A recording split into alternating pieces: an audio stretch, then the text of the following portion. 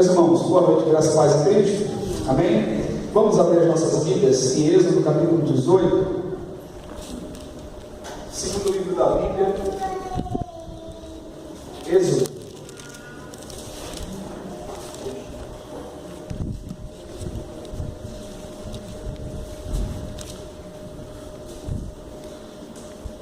Êxodo capítulo 18.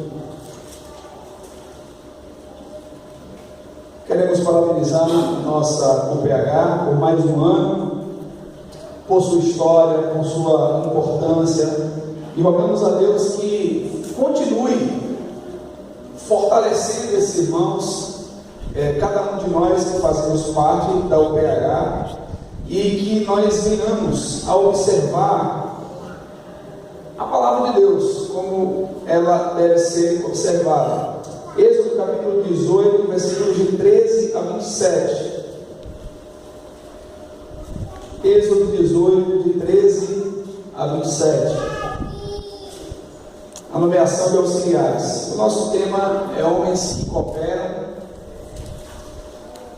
E eu gostaria que os irmãos atentassem bastante para esse tema, para a mensagem, porque certamente o Senhor falará conosco, principalmente. A palavra de Deus é para todos nós, é para os homens, é para os jovens que aqui estão, é para as irmãs, mas ela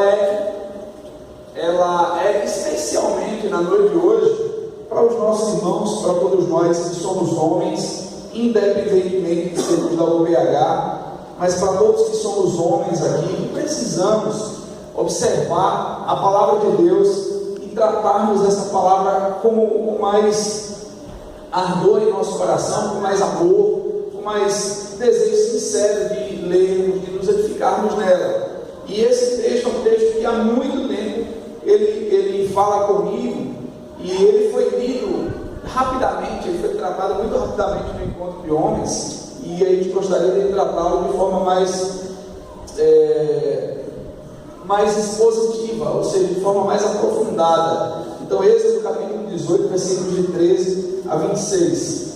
O tema do nosso encontro de homens foi homens tementes a Deus. Então, está aqui dentro também, mas a gente precisa entender que muito mais do que só sermos tementes a Deus, é fundamental que nós cooperemos com a obra de Deus. Então, isso é muito importante, além de sermos tementes a Deus. Então, Êxodo capítulo 18, versículos de 13 a 27. Diz assim: no dia seguinte, assentou-se Moisés para julgar o povo, e o povo estava em pé diante de Moisés, desde a manhã até o pôr do sol.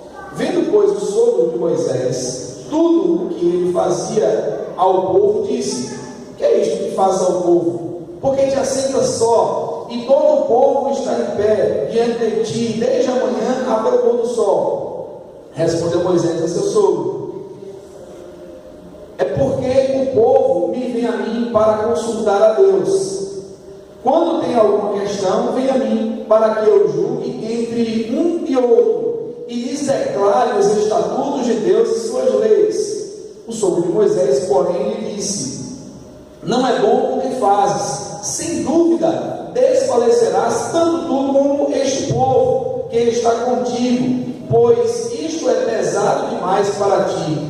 Tu só não podes fazer. Ouve, pois, as minhas palavras, eu te aconselharei, e Deus seja contigo. Representa o povo perante Deus, leva as tuas causas a Deus, ensina-lhes os estatutos e as leis, e faz-lhes saber o caminho em que devem andar e a obra que devem fazer. Procura dentre o povo homens capazes, tementes a Deus, homens de verdade, que aborreçam a avareza.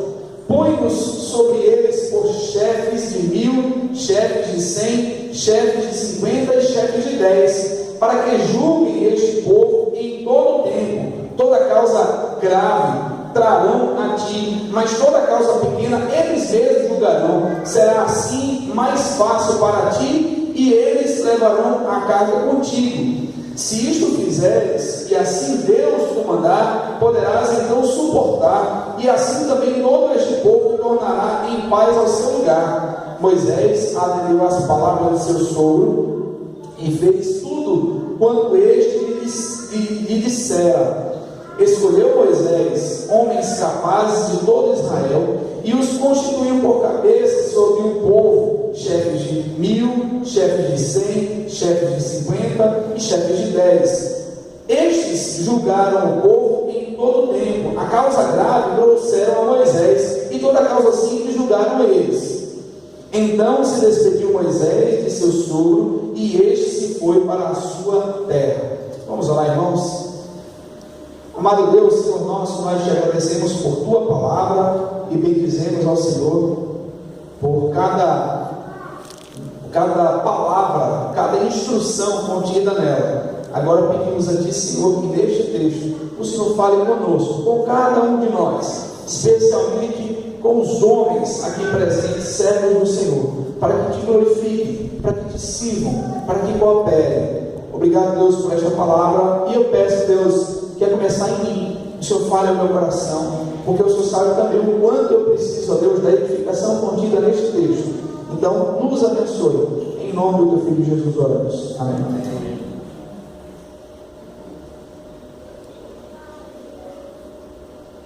Queridos irmãos, o livro de Êxodo ele é conhecido por causa dos grandes eventos que acontecem nele. Êxodo, ele é marcado, ele é dividido em duas partes. Êxodo é marcado primeiro pela grande libertação que acontece, e essa parte da libertação vai justamente do capítulo 1 até o capítulo 18.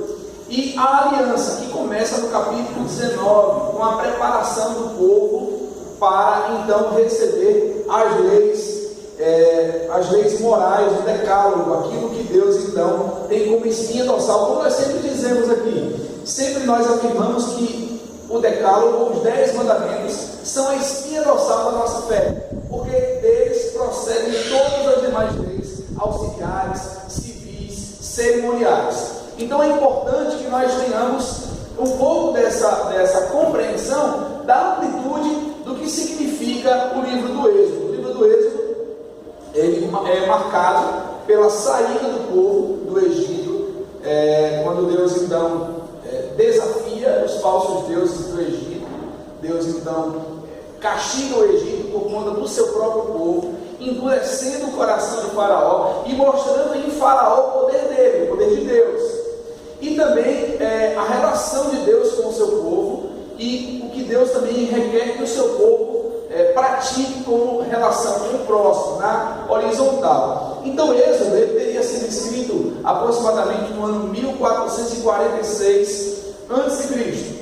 Então alguns servos de Deus vão tratar entre essa data e o século 13, 1229 e 1446 a.C. Então nós percebemos que a história do povo de Deus ela é uma história curta, ela não é uma história longa, né? ela é curta, nós não temos assim longas eras. Pelo que nós entendemos e defendemos e acreditamos, o mundo ele tem uma idade jovem, aproximadamente por volta de 6.000 anos. Então nós não trabalhamos com uma possibilidade de milhões de anos. Biblicamente falando, nós entendemos que a Terra existe nesse período de tempo. E quando nós observamos Êxodo, então, nós vamos ver esses dois grandes momentos: a libertação e a aliança, a revelação de Deus de forma escrita, de forma especial ao seu povo. Então, esses dois momentos no livro do Êxodo. E quando nós chegamos aqui neste ponto, o povo então estava já fora do Egito, já tinha acontecido esse grande livramento, essa grande salvação operada por meio de Deus, a derrota do exército de Faraó, a vergonha que ele passou. Então o povo está agora do outro lado do Mar Vermelho, caminhando para tomar posse da terra prometida. Nesse momento Moisés então está exausto. O texto nos mostra Moisés está sentado diante de uma multidão de pessoas, e essa multidão está em pé o dia todo. Imagine você a cena. Talvez às vezes a gente vai, por exemplo, aqueles que estão prestes a se aposentarem, eles vão para o INSS e demoram um tempão ali esperando. Imagine você passar o dia todo debaixo do sol, do nascer do sol até o pôr do sol, ao sol, Moisés sentado e o povo de pé. Então veja que situação complicada, mas a ânsia de se resolver problemas pessoais.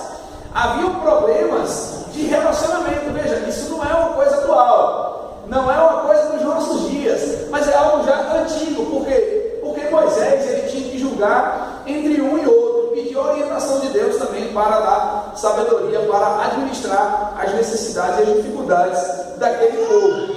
Então, nesse momento, nós vemos que o serviço é um serviço exaustivo. Se você observar aí nos versículos 13 a 14, nós vamos observar justamente isso. Ele vai dizer que no dia seguinte é o quê?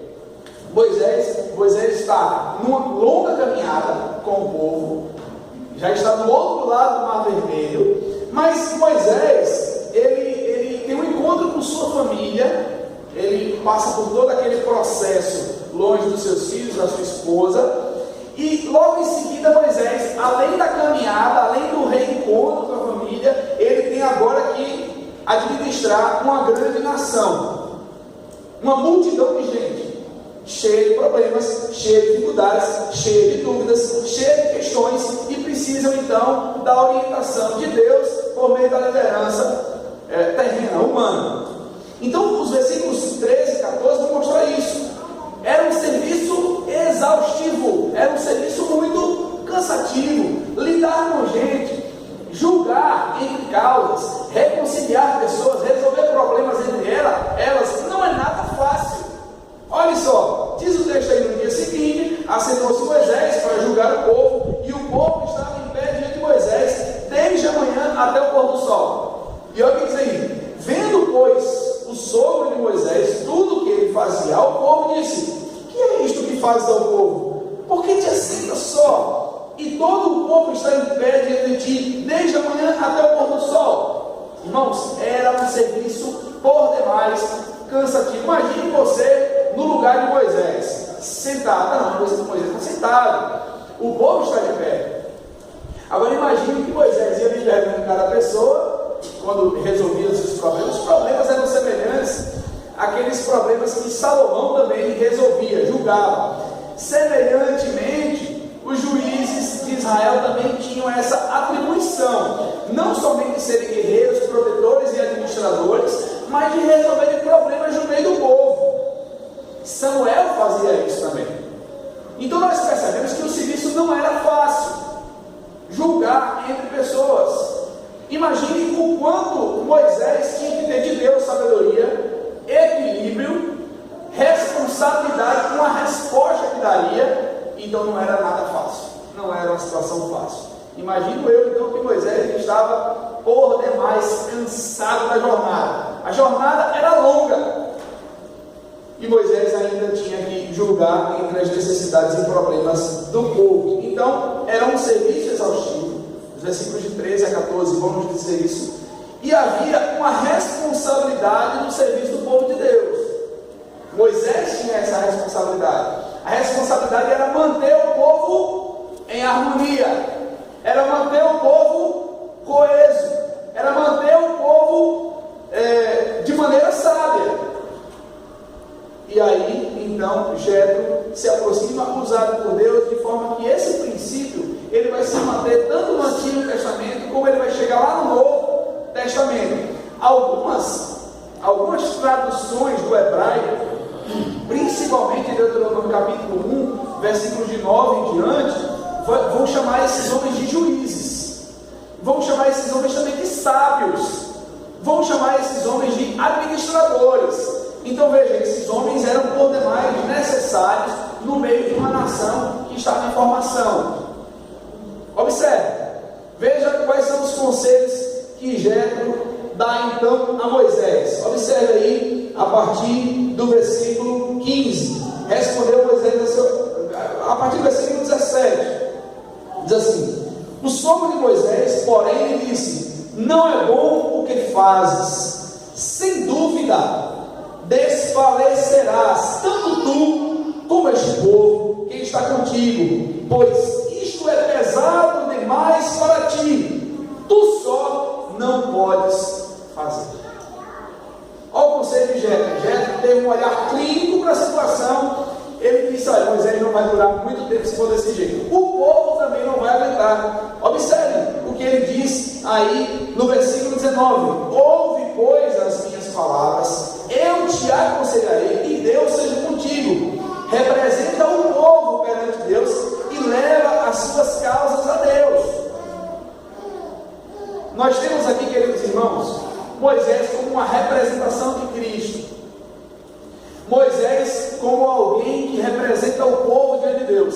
O sacerdócio ainda não tinha sido instituído. Arão ainda não tinha a responsabilidade dos sacrifícios do levirato. Não, Arão era o irmão de Moisés. Eles ambos eram da descendência de Levi, mas isso ainda não havia sido instituído. Veja quanto trabalho Moisés estava tendo. Ele estava se comportando como um rei no meio do povo, ele estava se comportando como um juiz, ele estava se comportando como um sacerdote. Veja que o trabalho estava muito pesado para Moisés. Irmãos, acumular função não é nada fácil. Não é nada fácil. É sempre muito desgastante, é cansativo. Quando você tem uma pessoa que está com funções, mas na mesma área é uma coisa, mas em funções em áreas diferentes, é muito mais complicado se administrar. E Moisés então estava envolvido em áreas diversas. Ele liderava o povo, ele representava o povo diante de Deus. E agora nós vemos aqui Jetro dizendo: olha, Moisés, se preocupe com o que é principal, vá mantendo a função que você tem, que é importante, de representar o povo diante de Deus. Continue assim, isso é importante, mas agora divida esse serviço. Então ele começa a falar. Só que antes de ele falar, os versículos 17 e 19, irmãos, nós vemos o conselho de maturidade que Jetro dá a Moisés: maturidade e sabedoria. Veja como é importante nós termos pessoas maduras e experientes nos aconselhando. Somos novos, somos jovens, a nossa igreja é uma igreja jovem, nós temos poucos homens com muita idade, né? Eu acredito que o mais velho dos homens aqui é Alvinho, né? Da igreja o mais velho seria Alvinho, né? Então alguém com uma idade acima da nossa. Nós precisamos ouvir conselhos de maturidade e sabedoria. E nós vamos chegar já nesse ponto que é muito importante para a característica de homens que são capazes de cooperar. E Jetro, então, ele chega com esse conselho de maturidade e sabedoria. E ele, então, dá uma sugestão. Ele apresenta uma solução. Irmãos, e nós vivemos dias, nós vivemos tempos onde nós não queremos ouvir sugestões. E vivemos também no mesmo tempo, ou ao mesmo tempo, pessoas que não sabem sugerir, apenas criticar. Nós vivemos um tempo, irmãos, de tanta crítica, que nós fazemos da crítica a nossa arma de destruição do outro. A ideia de criticar hoje é somente a ideia de apontar, não de ajudar. Eu quero expor alguém, então eu vou criticar aquilo que ele está fazendo.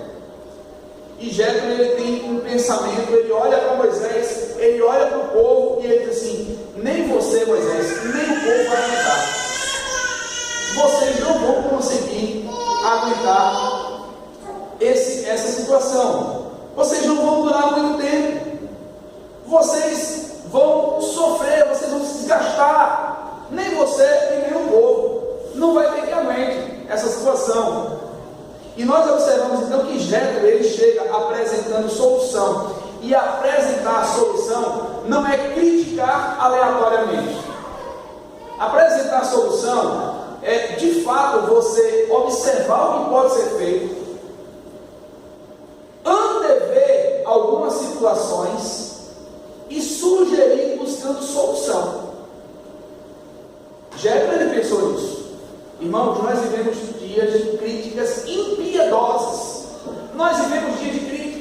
não misericordiosas. Nós vivemos dias de crítica onde a gente só quer que a pessoa seja exposta, em vez de fato, a gente estender a mão para ajudar. Então, esse tipo de crítica não é bem-vinda no reino de Deus. Esse tipo de crítica não é aceitável nem pelo próprio Deus, porque Ele conhece a motivação do coração e Ele vê que a intenção é de só expor, não é ajudar. E Jetro, então, ele apresenta a solução, e não é uma solução aleatória, é uma solução concisa, organizada, e não somente isso. Jetro, ele ajudou a organizar de uma maneira mais edificante. Ele não somente viu a desordem, mas como ele pensou no outro. Ele pensou em Moisés, ele pensou no povo. Veja o que ele diz no versículo 17: o sogro de Moisés, porém, lhe disse: não é bom o que você está fazendo. Mas Jetro não ficou só aí. Jetro disse assim: olha, Moisés, você está fazendo errado, não é assim que se faz não, rapaz, não vai dar certo não desse jeito. Não, ele disse assim: olha, não é bom o que você está fazendo desse jeito aí não, Moisés. Agora veja, sem dúvida, versículo 18, sem dúvida desfalecerás, tanto tu como este povo que está contigo, pois isso é pesado demais para ti, tu só não podes fazer. Olha só, Jetro, ele é muito consciente, ele apresenta uma solução organizada, mas ele está fazendo aquilo pensando no próximo. Ele está pensando em Moisés e ele está pensando no povo.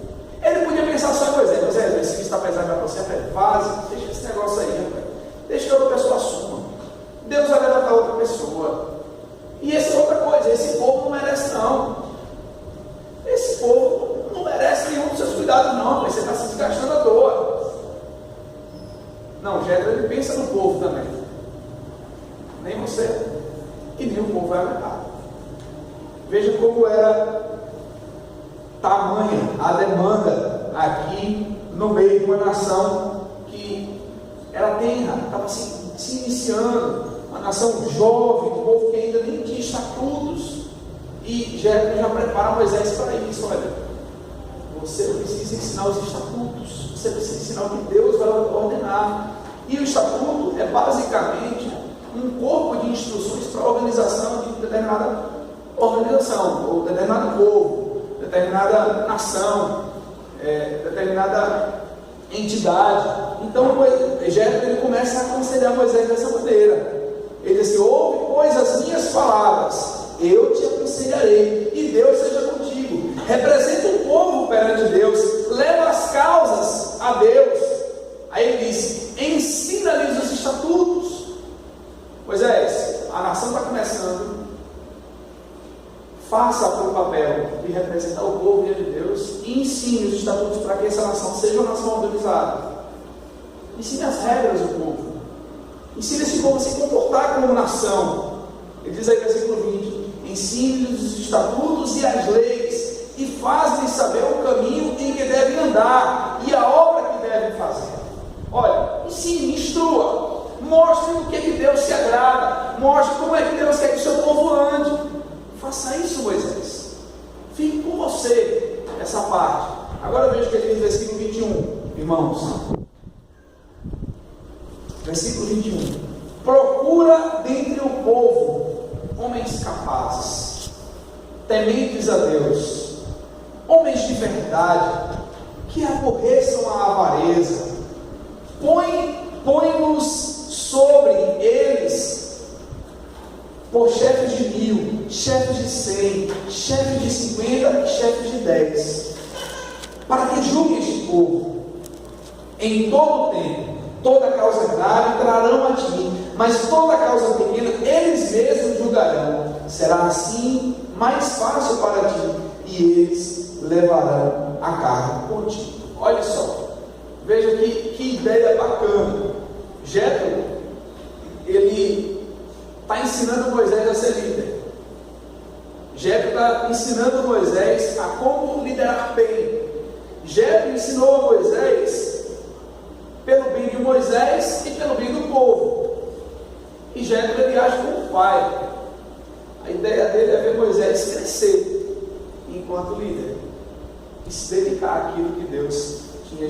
3. Quais foram então os conselhos de Jétro? Primeiro, Moisés, se dedique às leis, se dedique às ordenanças de Deus, se dedique a isso, se dedique à orientação, se dedique ao conhecimento de Deus, à vontade de Deus, à orientação que Deus dá para o povo caminhar como nação de maneira organizada, mas divida essa carga. E aqui, irmãos, entra uma parte muito importante para nós, justamente cada um de nós nessa noite. A palavra de Deus diz que o Senhor nos chamou para sermos cooperadores dele. Nós somos cooperadores de Deus. E é muito bom quando a gente entende o que significa cooperar. Cooperar é colaborar para que a operação aconteça. E é lógico que, agindo Deus, ninguém pode impedir. Independentemente de nós, Deus ele vai agir. Isso é claro, isso é óbvio. Mas Deus também escolhe meios humanos para que a sua obra seja feita, para que as coisas aconteçam no meio do seu povo. Deus nos chama, irmãos, para a cooperação, e é algo maravilhoso para nós cooperarmos com a obra de Deus, cooperarmos com aquilo que o Senhor mesmo estabeleceu. Nós vemos na história vários servos e servas que abraçam, que vestem a camisa, que se dedicam, que morrem pela obra de Deus. Isso, irmãos, é o poder mais privilegiado para nós. Nós temos um privilégio grande de colaborarmos com a obra de Deus, e nós devemos perceber o quanto essa responsabilidade pesa nos ombros da igreja, pesa nos ombros do povo de Deus. Jétro apresenta os princípios do presbiteriado do Novo Testamento, tanto é que ele vai trazer algumas características que são importantes. Você abrir lá em em Deuteronômio capítulo 1, vamos abrir lá, só para a gente ver Moisés relatando como foi a experiência dessas escolhas. Deuteronômio capítulo 1.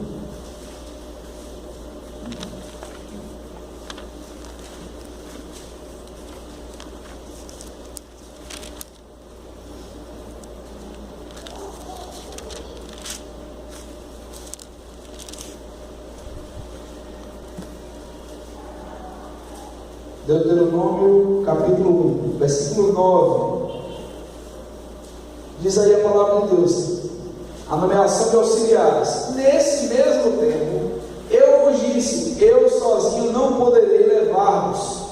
O Senhor, vosso Deus, vos tem multiplicado, e eis que já hoje sois multidão como as estrelas do céu.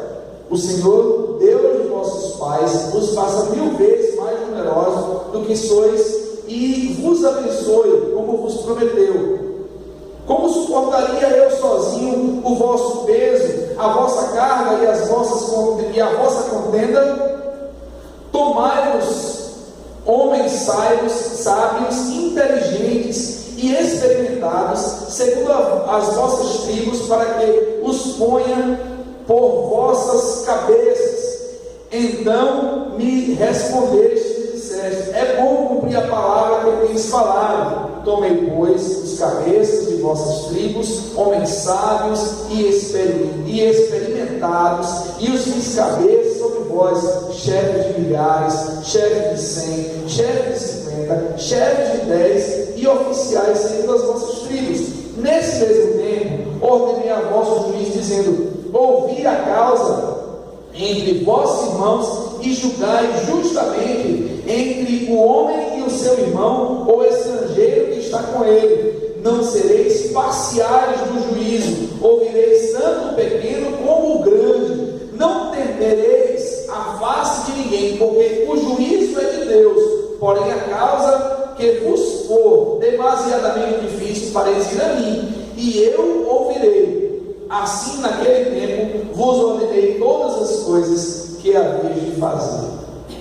Olha só, Moisés chega lá, às portas da terra prometida, chama o povo assim: vocês se lembram do que eu falei para vocês? Chamei vocês para vocês julgarem, para vocês serem chefes. Mas vocês têm que ser homens sábios, experimentados, capazes de não se venderem na hora do juízo, de julgarem retidão, capazes de administrarem esse juízo, porque não é vocês, é Deus que está julgando. Queridos irmãos, enquanto nós observamos esses conceitos que Jeremias dá, voltando lá em Êxodo, nós observamos essas características e nós pensamos: como os dias atuais são carentes de homens cristãos de verdade. Mas não somente homens cristãos de verdade. Irmãos, o mundo está carente de homens de verdade. Eu estava conversando com Flávia, e eu fui pesquisar na internet artigos falando sobre isso. Irmãos, e para minha surpresa, a lista de artigos era enorme sobre a imaturidade do homem atual. Queridos irmãos, eu fiquei estarrecido com o tamanho dessa lista. As escolhas, como um homem maduro se porta nas redes sociais, o que ele dá valor nas redes sociais, o que ele dá valor nas conversas. Irmãos, e é decepcionante, a nossa geração está devendo muito à geração anterior à nossa, de homens de verdade, de homens que são responsáveis, que cumprem o seu papel e conseguem ocupar os espaços que são dos homens. E o que eu acho muito interessante aqui são as qualificações que Moisés, que Jetro fala para Moisés observar: homens capazes. Irmãos, homens capazes, a ideia de homens capazes aqui eram homens que militarmente eram capazes, homens que eram maduros, capazes de entrar numa guerra, mas também capazes de discernir as coisas com sabedoria. Queridos irmãos, e lendo sobre essas características, dentre a capacidade, nós vemos, além de sabedoria, além de maturidade, equilíbrio.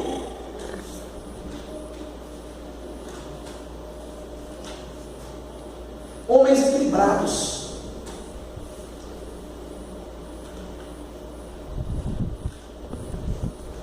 E essa característica me chamou muita atenção. Porque quando a ideia de capaz é uma ideia militar, de combate, nós pensamos o quanto a nossa geração hoje deve em muito na resolução dos problemas. Nós vivemos uma geração onde nós fugimos dos problemas. Nós vivemos uma geração onde nós temos muito não me toque. A geração atual é uma geração fraca, irmãos, e eu me envergonho disso, porque a nossa geração é fraca, é fútil. A nossa geração não consegue mais resolver problemas. Nós perdemos a capacidade de olharmos na cara um do outro e dizer: olha, tem um problema que precisa resolver aqui. A nossa geração é fraca, e os homens hoje deixam mais a desejar que as mulheres. Isso em âmbito geral.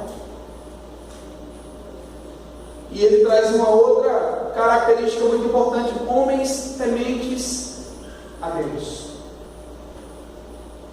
Homens que não se comportam às vistas dos outros, uma suposta aparência de santidade, mas homens que se comportam em secreto, porque eles temem a Deus e não aos homens.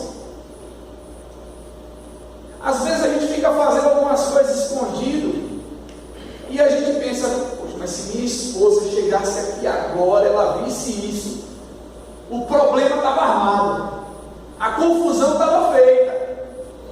Isso é porque nós não tememos a Deus, porque nós estamos preocupados com a esposa, nós estamos preocupados com o patrão. Se meu patrão me visse aqui agora, eu estava desempregado. O grande problema é que nós tememos aos homens e não tememos mais a Deus. Nós nos esquecemos de que Deus é aquele que tudo vê, tudo sabe. Os seus olhos são olhos como chamas de fogo, diz Apocalipse, ou seja, nada foge ao seu conhecimento. Queridos irmãos, e tem faltado temor a nós. E isso não é só os homens, são também as mulheres. A gente está preocupado com o que o outro vai dizer, se o outro vai ver. Isso é porque nós não tememos mais a Deus. Isso é porque nós tememos aos homens.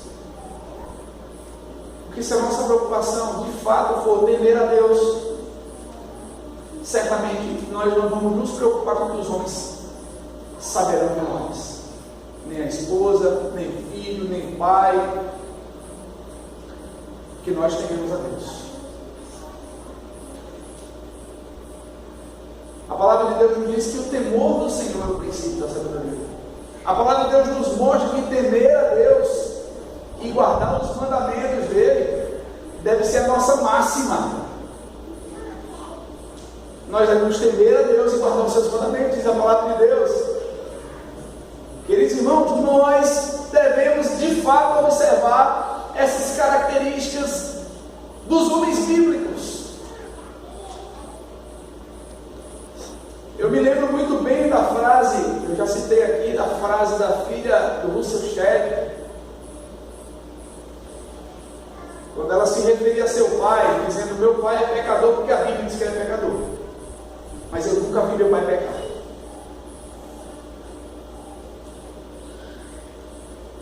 Queridos irmãos,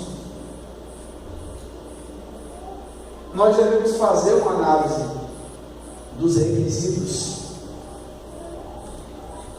de homens que lideram o trabalho, nos vários setores, que lideram na igreja, que lideram suas próprias casas. Nós estamos vivendo uma geração de homens fracos. Homens que deixam a desejar enquanto homens.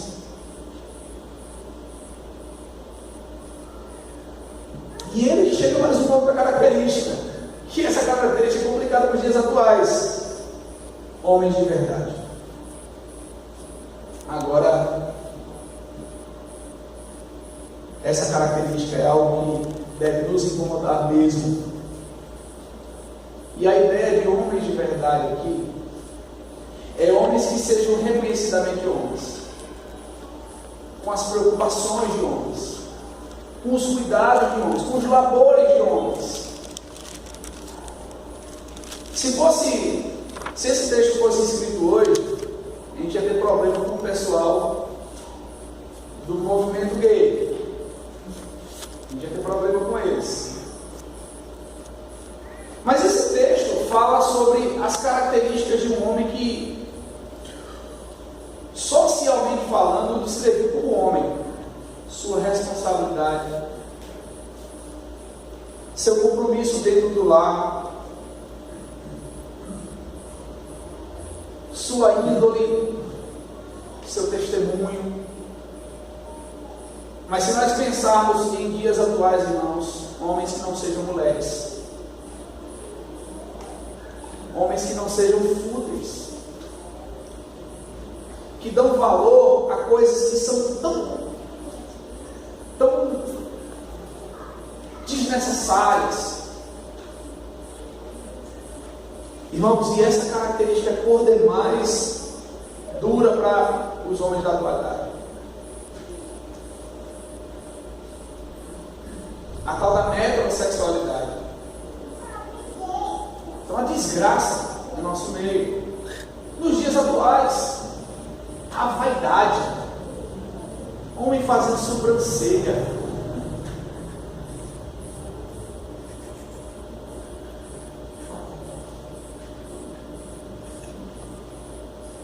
nós estamos sendo levados por uma moda, irmãos. Está tudo errado. Está tudo errado. Se nós estivéssemos naqueles dias onde Jetro estava aconselhando Moisés a fazer isso, quantos de nós seríamos escolhidos para chefiarem grupos de 1.000, de 150 e de 10? Quer ver uma outra característica? Ainda no versículo 21, que aborrecem a avareza, nunca materialismo teve tão em alta. Nunca nós exibimos tanto que nós temos nas redes sociais.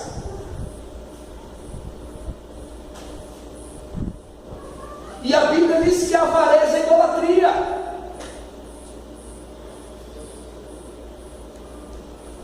Queridos irmãos, nós precisamos fazer uma análise de nós como servos de Deus. Em dias atuais, não que nós devamos ser homens das cavernas, não é essa a ideia. Tem que fazer a barba, tem que se organizar, cortar cabelo, cortar as unhas, tomar um banho, andar cheiroso, se vestir bem. Mas a questão é o excesso de valor desnecessário que a gente dá, tantas coisas são fúteis. E o valor excessivo que a gente dá ao ter, ao comprar e a exibir o que temos. Nós estamos vivendo dias onde nós não aborrecemos a avareza, mas nós idolatramos a avareza. Uma das características da pós-modernidade, quando você estuda sobre o tempo na pós-modernidade, você vai perceber que o templo não se parece mais com templos, mas parece com shoppings. Porque o cristão agora tem que ser um consumidor da fé. Ele paga por um culto e pode pagar até no cartão de crédito. Ele tem toda uma linha de produtos para cristão. Você vai em alguns lugares por aí, em algumas lojas em grandes cidades, você vê a moda crente. Danilo me levou num lugar lá em São Paulo, rapaz, era moda crente, assim, uma galeria lá. Que aí tem isso também, né? A moda crente. É verdade que os estilistas não colaboram mais, né, com a nossa forma de vestir. Irmãos, mas a palavra de Deus nos diz que esses homens precisam ser capazes, que não fujam de conflitos. Eles devem ser tementes a Deus. Eles não devem tentar agradar os homens, não. Eles têm que ser tementes a Deus. Eles precisam ser homens de verdade, reconhecidamente homens, responsáveis. Paulo usa uma metáfora em 1 Coríntios capítulo 13, quando eu era menino, eu pensava como menino, eu falava como menino. Hoje eu sou homem e deixo as coisas de menino. Lógico que ele está falando em relação à maturidade do entendimento da fé, da Escritura, da revelação progressiva de Deus. Então eu já fui menino. Hoje eu tenho mais maturidade e conhecimento de Deus. Hoje eu conheço a palavra, hoje eu conheço as profecias, hoje eu conheço as promessas.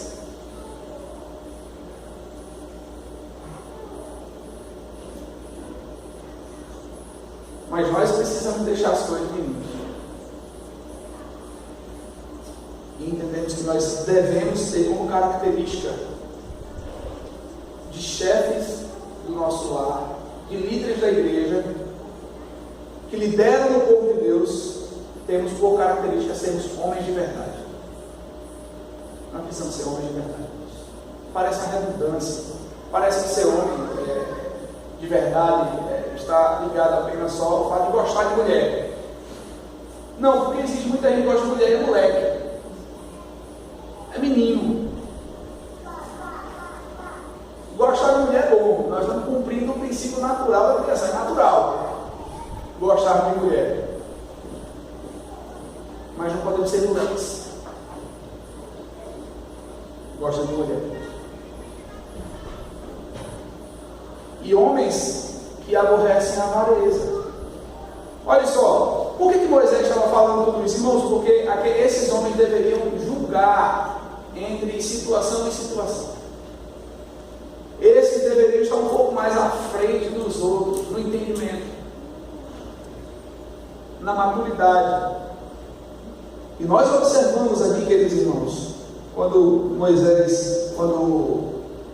Jetro ele cita isso, e ele vai dizer por quê, versículo 21, para que eles sejam chefes.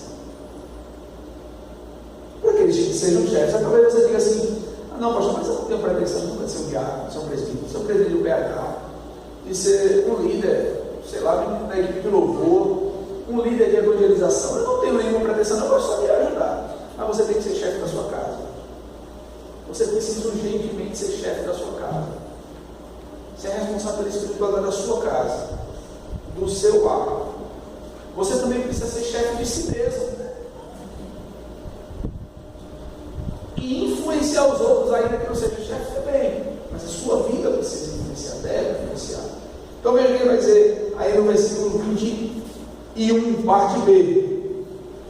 Põe-nos sobre eles por chefes de 1000, chefes de 100, chefes de 50 e chefes de 10, para que julguem este povo em todo tempo. Toda causa grave trarão a ti, mas toda causa pequena, eles mesmos julgarão. Será assim mais fácil para ti e eles levarão a carga contigo. Veja, homens que são capazes, são dotados dessas qualidades, que são capazes de levar cargas. Diz aí o versículo 23: se isto fizeres, e assim Deus te mandar, poderás então suportar, e assim também todo este povo tornará em paz ao seu lugar. Sabe por que não existe paz no meio da igreja brasileira? Porque faltou homens de verdade.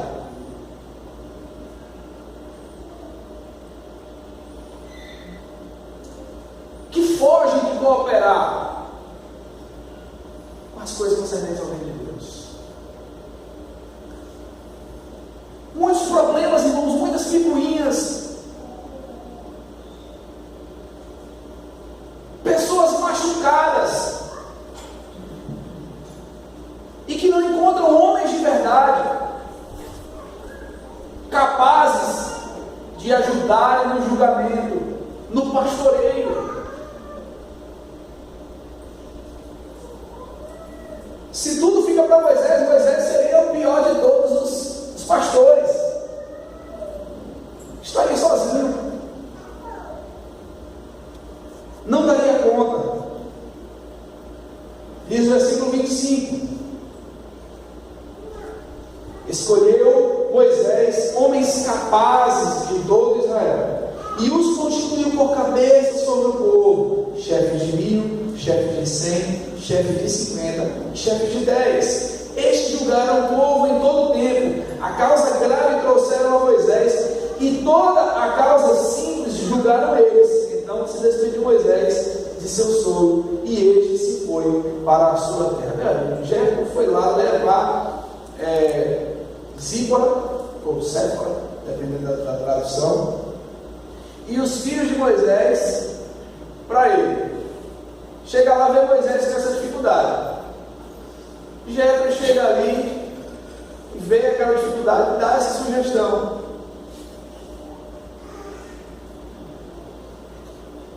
E Jetro, então, usado por Deus, foi ali e facilitou o pastoreio de Moisés. Queridos irmãos, o nosso desejo é que todos nós, como diz Paulo na carta dele aos Efésios, cheguemos à unidade da fé, ao pleno conhecimento do Filho de Deus, à perfeita varonilidade, à medida da estatura da plenitude de Cristo. Todos cheguemos a isso. E nós só vamos chegar a isso por meio da palavra, porque isso é consequência do que Paulo vai dizer em Efésios capítulo 4. Os ministérios da palavra edificam a igreja e preparam a igreja para o crescimento do povo, para o seu próprio aumento. Mas nós precisamos dar uma resposta à palavra. Nós precisamos acatar isso.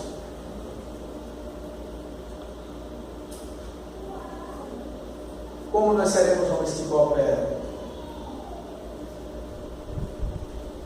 Se nós observarmos a Escritura, como está escrito aí no versículo 20,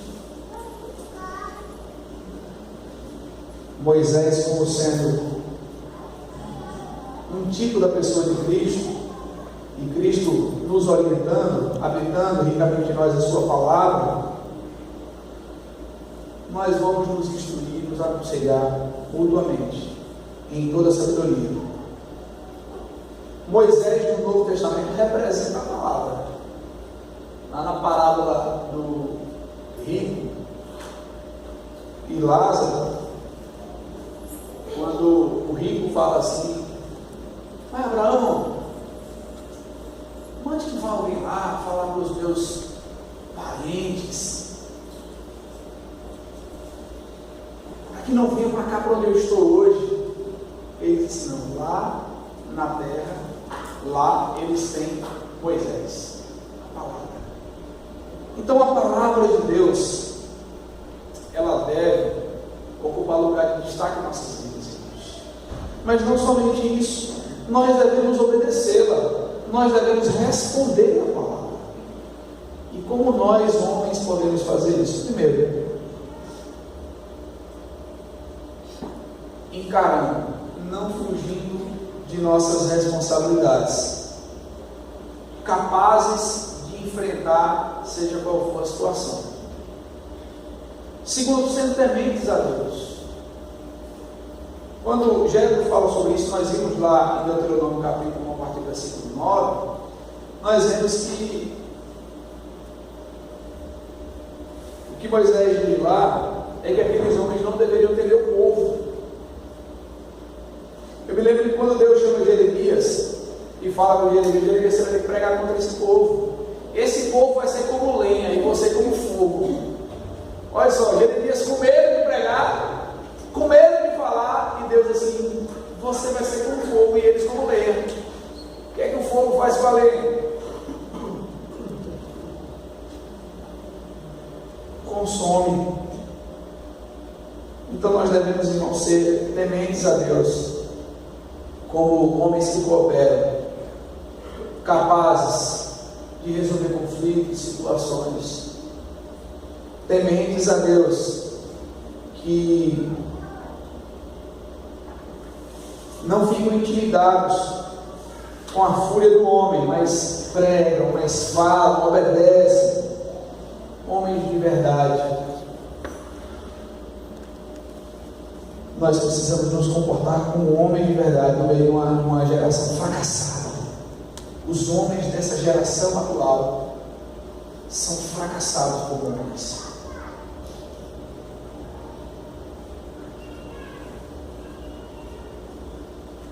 Os homens dessa geração atual são mimados. Os homens dessa geração atual são frouxos. Os homens dessa geração atual são covardes.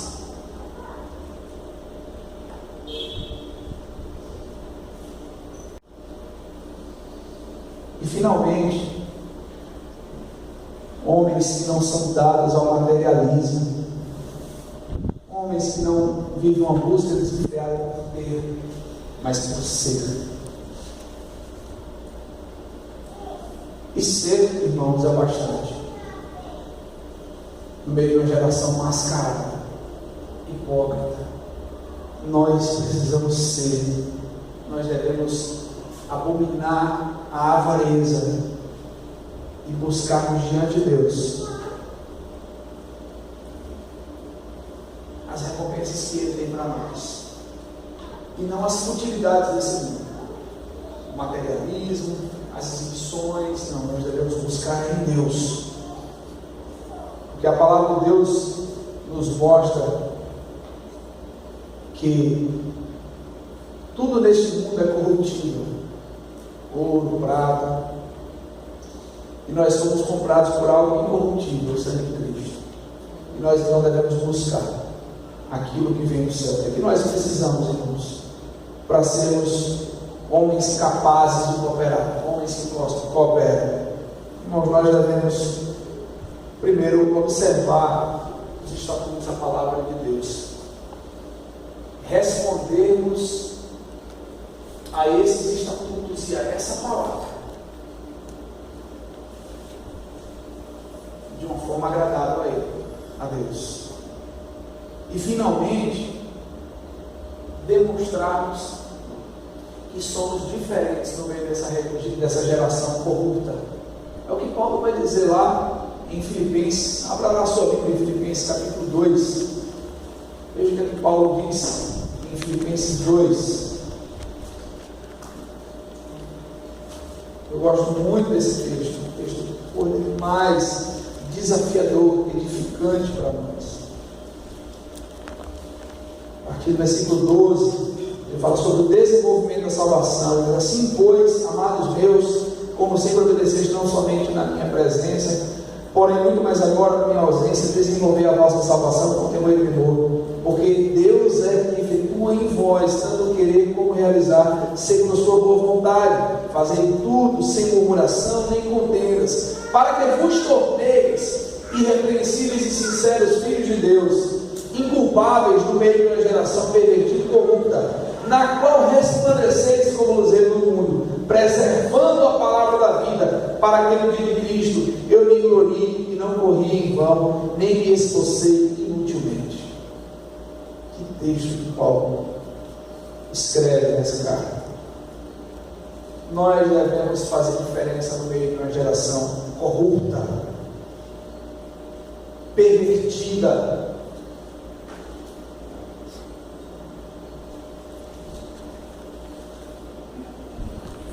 E devemos resplandecer como luzeiro do mundo e preservar a palavra da vida, com sal e com luz que somos.